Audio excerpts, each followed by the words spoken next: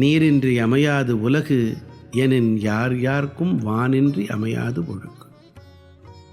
உணவை உண்டு பண்ணி தானும் உணவாக விளங்கும் நீர் இல்லாமல் எந்த உயிர்க்கும் உலக வாழ்க்கை நடைபெறாது.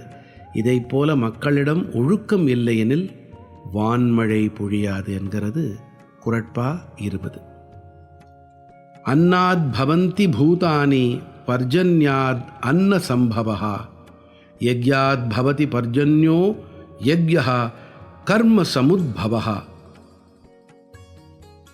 யக்யத்திலிருந்து மழை வருகிறது, மழையினின்று உணவும், உணவினின்று உயிர்களும் உண்டாகின்றன என்கிறது ஸ்ரீமத் பகவத்கீதை 14வது ஸ்லோகத்தில்.